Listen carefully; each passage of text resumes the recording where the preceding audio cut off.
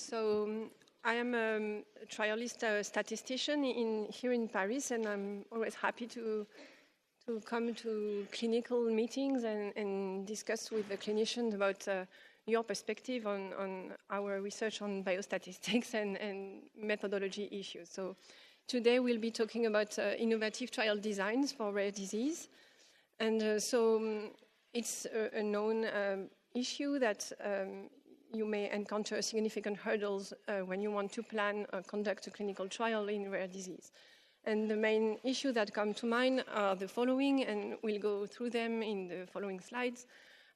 So the first aspect is small sample sizes, of course, due to a small population. And this will likely lead to underpowered studies. It's a risk. And also, of course, limited opportunity for replication once you have conducted one study.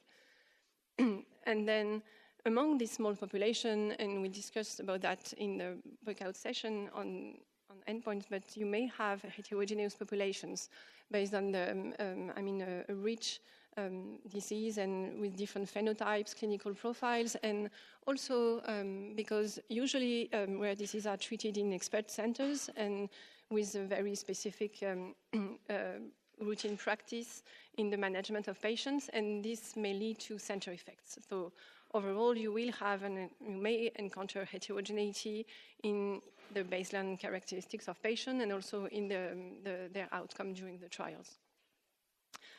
Another aspect, and it's in the case of severe disease with unmet medical needs. Usually it's a rare disease, so treatment may not be really available, or very few treatments are available, so there are unmet medical needs. And in these situations, of course, patients may be reluctant to be randomized into a trial and to possibly receive a controlled treatment or standard of care, or placebo, when there is what they consider as a promising treatment. So that's another issue when planning a trial, to try and reach a high level of evidence. And of course, depending on the disease, the pre-existing data and available registries may be very small or limited. So that is limited information to inform trial planning. So if we look at facing these obstacles, if we look at the general recommendation for small populations, it's not so recent or innovative. So the European Agency for Medicine Assessment has proposed the guidelines, and it's in the early 2006. And so basically the recommendation are to make the most of all available information when you have a small population and in the trial a small sample set. So these are, like basic recommendation, and I will go quickly through them, and we will outline some aspects in the next slide. So regarding endpoints, and the objective is to reduce variability, to have the most of the information. So that would be like avoiding dichotomization of endpoints and keep the continuous scales that you may have to assess disease activity, for instance, or biological markers. Dichotomization reduces information. Then you may prefer longitudinal assessments, like repeated measures into patients, rather than a single value of variation from baseline. It's more informative to have the repeated measurements. Also, you can consider composite endpoints rather than a single endpoint. So we discussed about that in the previous session. And today, it was not the case when these guidelines came out, but today there are multiple methods to use composite endpoints. We may use composite wording, but we discussed about generalized pairwise comparison, win ratio, or DOR outcomes. So this is a way of enriching the number of events that you will use to assess the disease evolution and the outcome of patients. And with more events, you will have more power in your trial. Then, of course, adequate follow-up to have, again, the opportunity to collect more events and more information.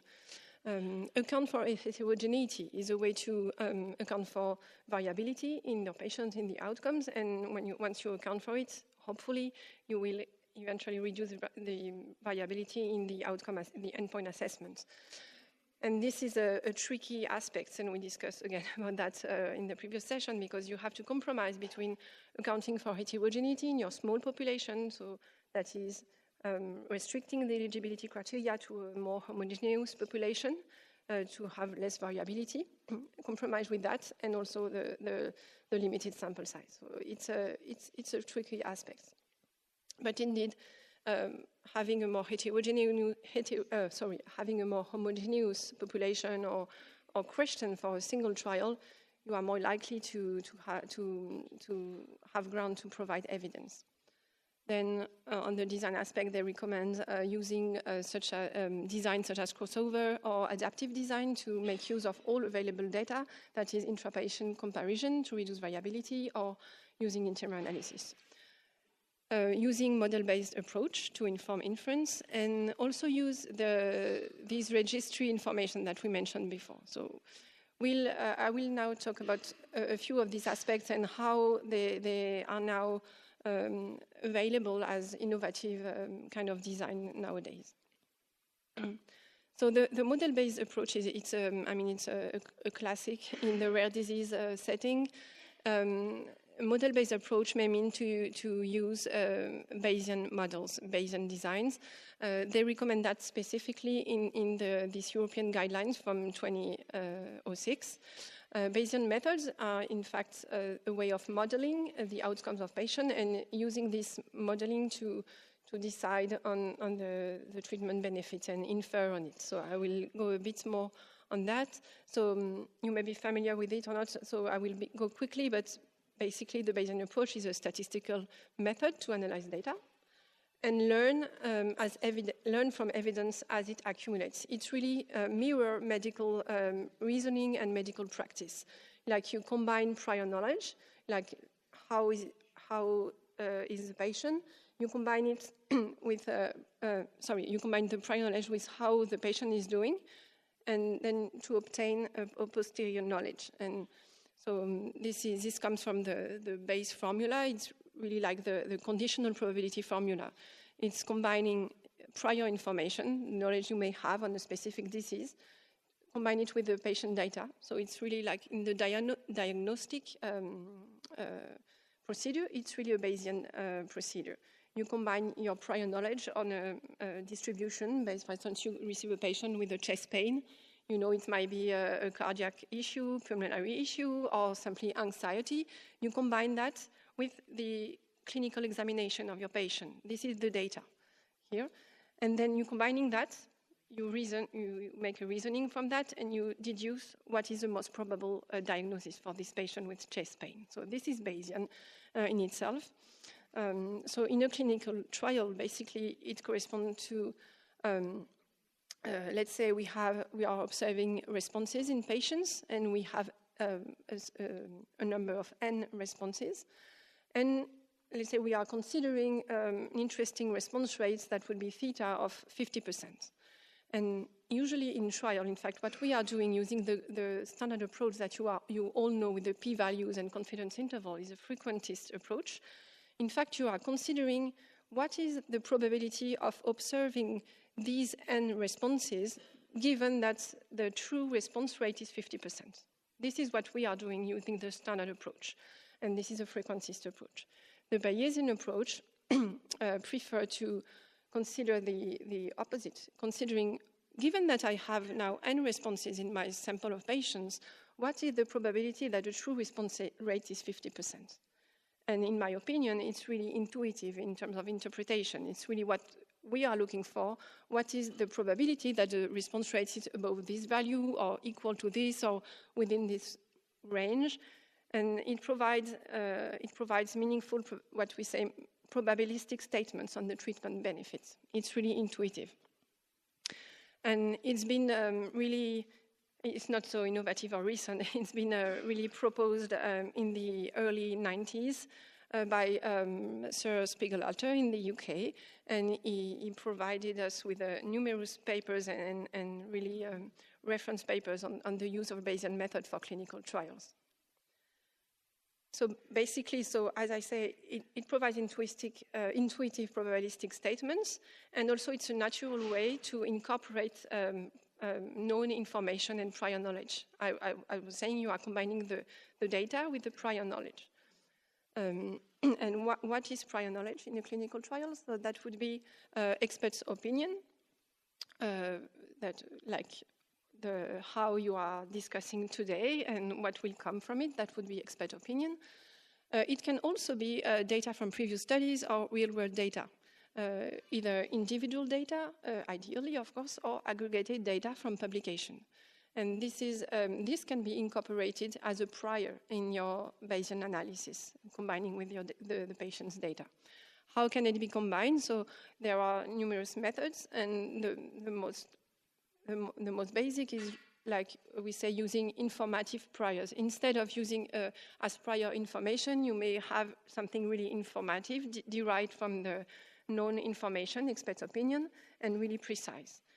Or you could have uninformative priors that would be very variable and uncertain priors, and both can be done. But if you want to incorporate information, that will be informative.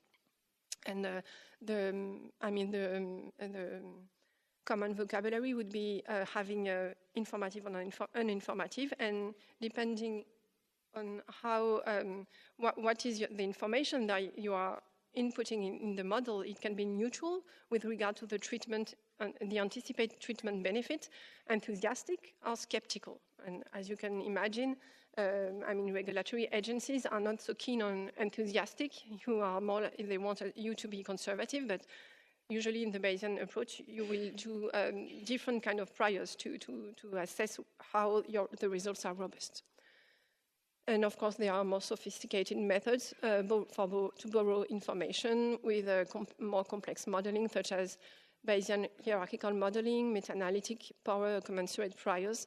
And you must know that in this more complex method, you are able to downweight prior evidence. If it's in a slightly different population or slightly different drugs, you can still incorporate it with downweighting approach. So it can be of use.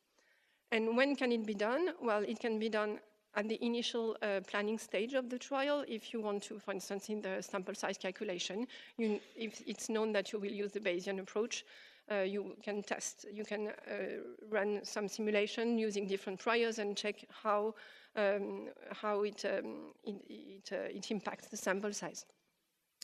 That's the first thing, and yes, you can. That would be in a fixed standard design with a final analysis. And also, the Bayesian approach is a natural way to analyze interim analysis, because it's really analyzing accumulated data. So it's a perfect fit for that. I will go further on these adaptive designs, which really have been widespread it's been a long time since they are here. First, they were called like group sequential design, design with interim analysis of data during the inclusion period of the patients. And now they are more complicated with different way of adapting things in the trial. Basically, it means an adaptive design is a design where some of the design characteristics will be adapted during the trial based on the data accumulated so far. So that can be the dose, sample size, number of arms, the population or the eligibility criteria. That would be the enrichment design that you may have heard of. Also, you can adapt randomization ratio. So it's illustrated here with a small chart, sorry. So the traditional design will be really linear. You plan, you design the trial, you conduct it, and then you analyze it at the end. It's really linear. And the adaptive design is essentially adding a loop here. During the conduct, you may revise the design, adapt something, and then go on, and then in the end have a final analysis, of course. Many of them use Bayesian inference because it fits the purpose of it. It's similar to the Bayesian approach. Of course, you may say, oh, it's data-driven adaptation, in fact. So this is a risk of bias. And also you are adding multiple analysis because data will be analyzed to decide on potential stopping, modification. It's data-driven. And so with risk of bias and also inflation of type 1 error risk. So this requires really rigorous planning and using adequate method to control for this risk of, mitigate this risk of bias and control error rates. So this is an example in a rare disease. So of course, depending on what you're adapting and depending on the treatment to be assessed and the disease setting, not all may be applicable, but here it's a, small and sequential multiple assignment randomized trial. So it's in a rare skin vasculitis. And essentially, they had multiple repurposed drugs to be tested, and so they decided to randomize in a 3-arm trial first. You see a limited number of patients, 30 patients per arm, and then they did an interim analysis for the a 6-month endpoint. And based on this endpoint, they decided to randomize people who did not respond. So this requires specific design and planning. But this is an option, for instance, when you have multiple treatments to compare. And this can be even more generalized using platform trials. In fact, it's a big word to say, you can also say master protocols. It's a big word now since the COVID pandemic to talk about a big platform of sharing resources to evaluate multiple interventions in a population. And it's represented here where you may have a control arm or not, and then several candidate interventions, several arms, and some may be dropped or discontinued, and then some added, and this is called a platform. It's interesting because you share resource, like for the case report form, it's shared. You may have similar endpoints, so it's really an efficiency approach. Now, I will talk briefly about the control group issues, because nowadays we see a lot of fast-track development application for drugs. And this is a real topic. In the small population guidelines from the early 2000, they talk about it and still say that the randomized and comparative trials are the gold standard for clinical evaluation and high level of evidence. Nevertheless, in some very specific cases when it's really, like we mentioned, randomization is tricky. Based on ethical considerations, you may consider single-arm trials or using external controls to have a smaller control group in the current trial. So just to be sure that we are all on the same page for that, but what about single-arm trial? Why can we do it? So that would be like treating a group of patients with the drug and measure at the end the outcome and say, oh, it improved. If we consider this y-axis here, the outcome is improved. So is it treatment effect? Again, we discussed about that previously, but in fact, maybe not all this orange bar. First, it's just the follow-up and the evolution of the outcome might just be the standard of care and the natural history of the disease course, or a center effect maybe. In addition, if you follow up the patient, if you look at the patient and have repeated visits, there will be what we call the observation effect or orthogon effect, so that another explanation for this variation in the outcome. And someone mentioned in your specific case, there may be like by having visits, patient may stop drinking alcohol, and that might impact their disease in your specific case. And then another thing, of course, comparing to a trial with a control group, if you add a placebo, there will be the placebo effect. So in the end, compared to the high orange bar that we had at the beginning, the true treatment effect is more limited. So this represents the risk of bias in conducting a single-arm trials. So nowadays, indirect comparisons approach have been proposed because, I mean, let's face it, we may have trouble randomizing patients in some clinical settings. So you may be able to use some aggregated or individual external data to enrich a control group, to augment a control group that you will have, or just to replace in some way. Nevertheless, this kind of approach is really somehow recent, and they rely on very, very strong assumptions on the prognostic and predictive factors, because you are implying that the population are the same from the previous trials and the current trial. So it's really, really strong assumption. So you will need to, for instance, use population-adjusted, what we call population-adjusted indirect comparison methods, match analysis or network meta-analysis, but still consider all those factors that may impact the treatment effects. And remember, this is part of the FDA text that randomized controlled trials are the preferred approach for high level of evidence in clinical assessments. So a few words on other, innovative approaches that are in the media nowadays. What about digital twins and in silico trials? That would be a way to also incorporate external data. Basically, it's a way of modeling a disease. Some part of it, disease pathophysiology, like how it works. And this is an example here in a rare disease. So again, it will rely on numerous hypotheses to model all this relation in the disease pathways. And so numerous hypotheses, complex models, and then simulation. So under all these assumptions, provided they are correct, these approaches may provide some insights in drug mechanism and explain why does it work better in this patient, because they have different liver function and stuff like that. So this may help, but they rely on assumption, and it cannot replace in vivo assessment, because to have this hypothesis and complex models, you need data to inform this hypothesis. And if you have very few data, this will be variable and so of limited certainty. And last, and here I'm not sure if it applies to your specific setting today in your audience, but N of 1 trials have been proposed in rare disease to propose a personalized approach to clinical evaluation in rare disease. Basically, it consists in, instead of randomizing patient, you randomize treatment period. And this necessitates that you will have outcomes with rapid change, frequent measures, and a return to baseline after washout. So I'm not sure it applies to your disease, but this is also something to have in mind.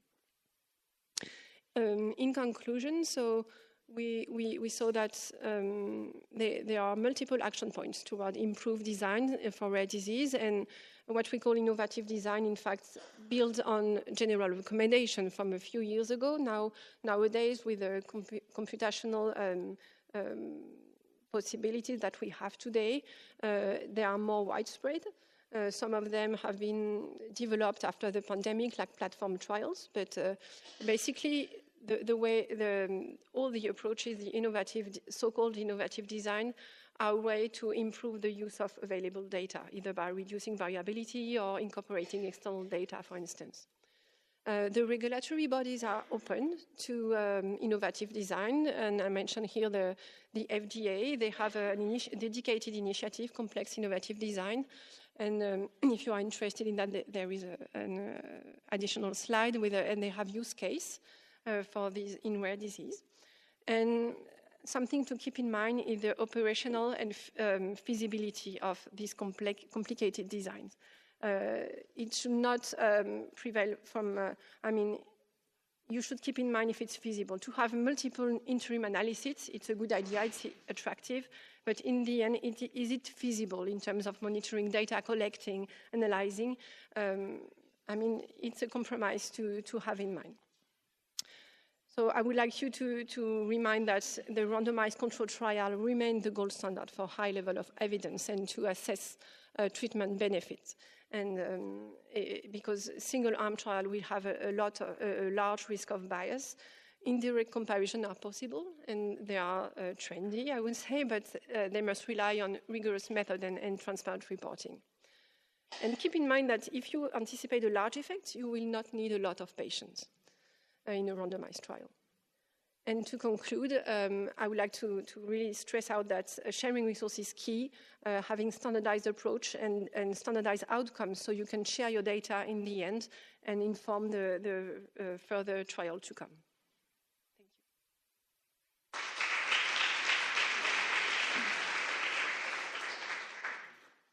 Thank you for this excellent but very difficult to follow talk, at least for me. But I want to make a very simple question.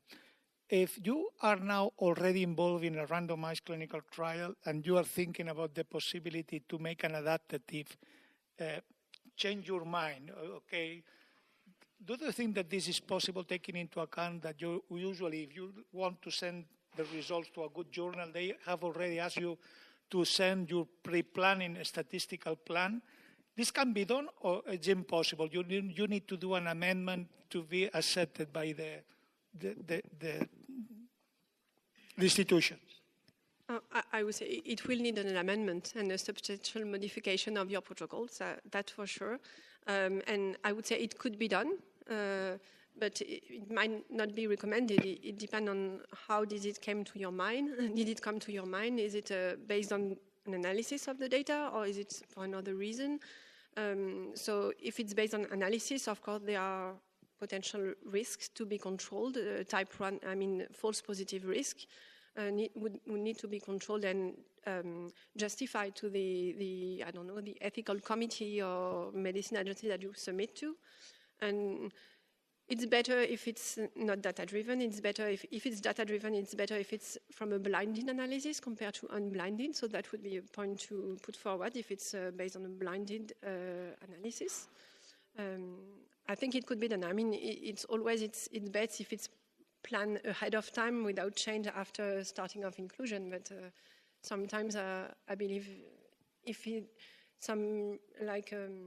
we mentioned before that an incidence rate of the primary outcome that is different from what was expected. So yes, there are adaptive design that allow for sample size reassessment, and it's recommended to do it blinded, but it can be done. Thank you.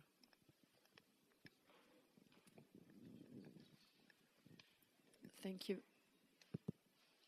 Thank you very much for a great talk.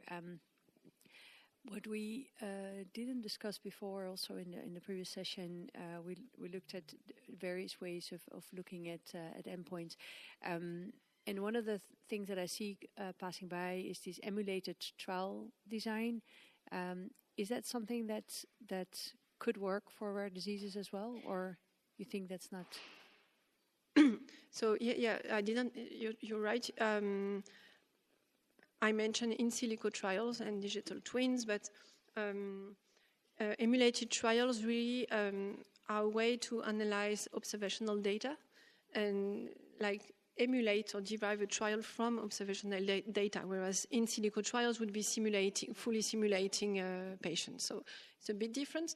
But yes, emulated trials could be an option to have, to derive information from observational data from your current practice, if you want to have a formal assessment of how does it work, despite the observational scheme.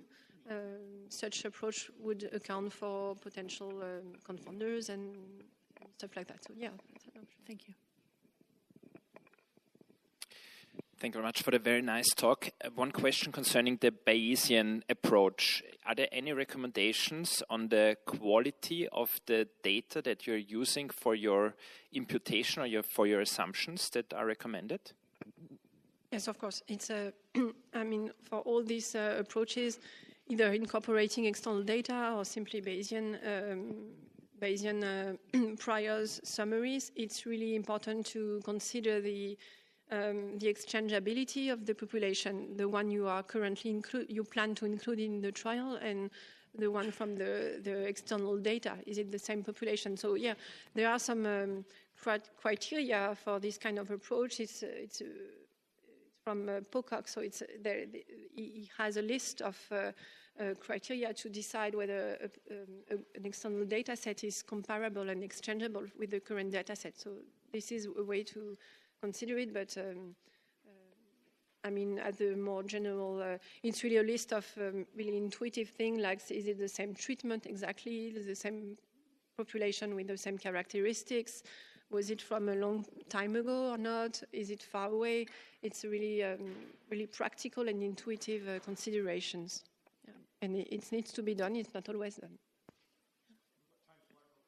Thanks. It's on the, can you hear me okay? It's on the same note, really, and when you're thinking about your priors and your expert opinion, is there a way of controlling the experts, because I think that's a worry with acceptance in the scientific community and this approach. And I was thinking more about when we're doing consensus opinion now, there's a way for us to try and structure our approach. Is there the same sort of control applied in methodology and Bayesian approaches?